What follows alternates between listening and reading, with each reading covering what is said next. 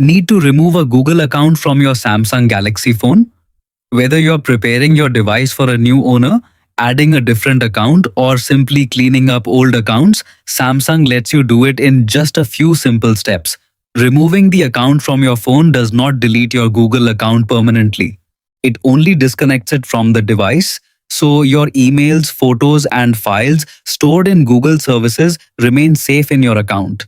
To begin, open the Settings app. The quickest way is to swipe down from the top of the screen and tap the gear icon in the upper right corner.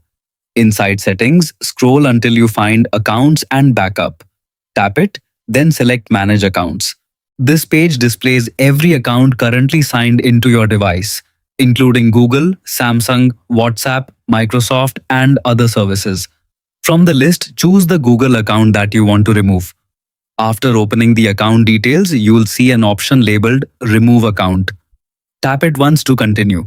Samsung will display a warning explaining that removing the account will stop syncing Gmail, Google Photos, Contacts, Calendar, Drive, and other Google services on the phone. If you're sure, tap Remove Account again to confirm.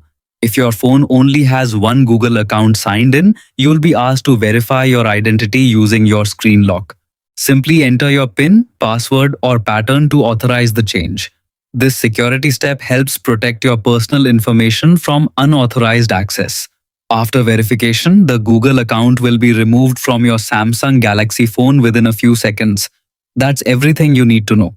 If you found this tutorial useful, consider subscribing and turning on notifications so you never miss future tech guides.